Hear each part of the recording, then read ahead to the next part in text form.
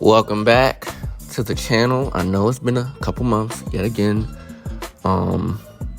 But in this video, I pretty much want to talk about what it's been like daily driving a 20 plus year old BMW and kind of let you guys know if it's feasible or not to do such a thing with such an old car, a German one at that. So I bought my BMW about 6 months ago. It'll be coming up on April, so about 6 months ago. And daily driving it has been quite a different experience.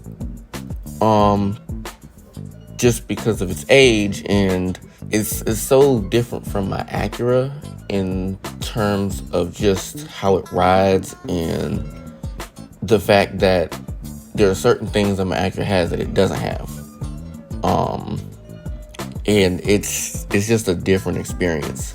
But it's an experience that I think I've come to love and really enjoy, which makes daily driving it really fun for me. I love the look of it, and the V8 power is pretty good. It's not quick by any means, but the V8 does pick up and go when you need the V8 to pick up and go. Most of my commute to and from work is highway, so this thing is like a little missile on the highway, and it just eats up the miles, and it goes, and it's smooth compared to my Acura. This car drives really smoothly. You don't really feel the road as much. And I think that's on account of the suspension and the tires, which, are vastly different compared to the Acura, where the Acura has low profile tires, and the suspension is sport tuned. Because I really have been enjoying it, and it makes for a great car to drive day in and day out. However, that doesn't mean that it isn't without its issues or things that crop up. So I'm going to get into that in a little bit, but in terms of just driving it daily, it's really good. It's really, like I said it before, it's smooth.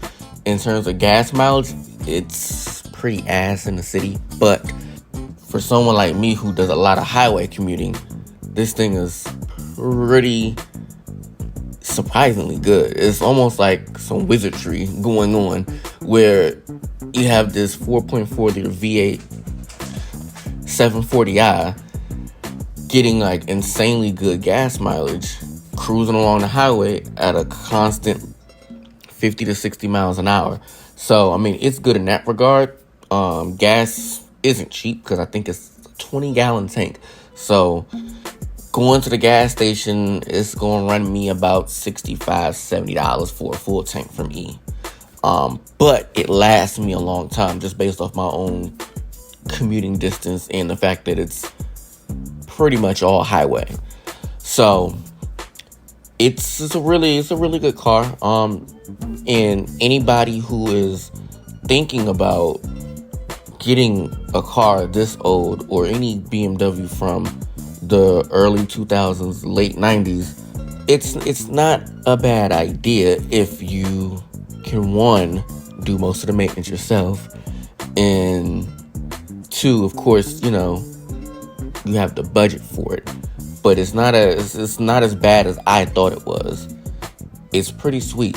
In my 6 months of ownership so far, the only thing crazy maintenance-wise that I had to deal with that kind of happened out of nowhere was when my water pump exited chat, just with little to no warning.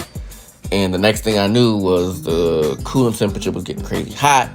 Then, the engine was slightly starting to overheat, so I had to pull off to a random little hotel parking lot, as you see here, and just kind of figure out, okay, what's going on, get towed home, figure it out the next day, and, start to figure out how the plan of action to replace the water pump.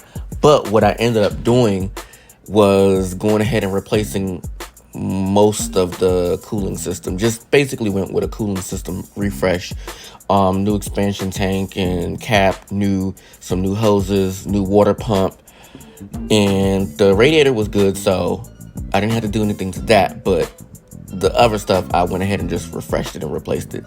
That was the only crazy thing. However, there are, other little things that happen, but I don't see them as like major. Like, for example, my passenger side front window randomly got stuck one day. I was rolling it down and it got stuck and wouldn't roll back up. Like, it was stuck halfway. So I just went ahead and got that replaced. That wasn't even an expensive fix either, because I did the labor myself with the help of my buddy, who's a mechanic by trade. So that was like what, $40-$50 just to replace the window regulator, because what had happened was the cable in the plastic within it, thanks to BMW for using a bunch of plastic, but the plastic within it got brittle and cracked, and then caused the cable to just get mangled, and then the window got stuck.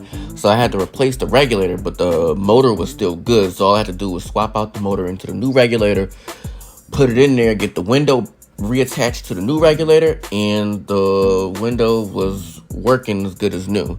So little things like that. Oil changes every 5,000 miles that I do. Like, the maintenance isn't bad, and it's eating up the miles. So when I bought the car, I had about 160,000 miles on it. I'm now looking at 173,000 miles as of today. So from then to now, the maintenance hasn't been too crazy. However, I do plan on doing some restoration things to it. So right now I'm focusing on the mechanical stuff. So refresh the cooling system, and I recently had the transmission fluid replaced, or rather flushed. So we flushed it. I flushed it partially a few months ago. So actually, probably next month, I'm gonna go ahead and finish the flushing process. That way, the transmission fluid can be fully flushed. It looked like it wasn't done in like a long time, so I wanted to get on that ASAP. Some other things that I've done so far besides those was I had to replace the wheel speed sensors, because the speedometer would just kind of like not work randomly. So some days it would work, some days it wouldn't work, or some days it would work and then stop working randomly, and then next thing I know, I can't see how fast I'm going. So just, a quick Google search let me know that was a issue with the wheel speed sensor. So I went ahead and just got brand new wheel speed sensors. I replaced that. If I could sum it all up, it's a lot of minor things that I've just been replacing and refreshing. Like I said, the only major thing was the cooling system, because that actually prevented me from driving a car for at least a good week, ordering the parts, getting those parts in, and then replacing everything. So my next plans for the 740 is to refresh the suspension system. So to just refresh the front and rear suspension parts, to kind of just do a refresh, get some new stuff in there, then get it aligned, and it should be good to go. And while I'm in there, I'll probably go ahead and just replace the pads and rotors as well. So the thing for me now is I feel like I'm on the right track in terms of the priorities for the car, where I want to make sure it's mechanically sound and, running right, then focus on the cosmetics stuff. It definitely is a project car, but also a daily. It's kind of crazy, and some people will probably think I'm crazy, but I like it. It's not, I think it's cool, and I like that I can daily drive it while also restoring it slowly but surely.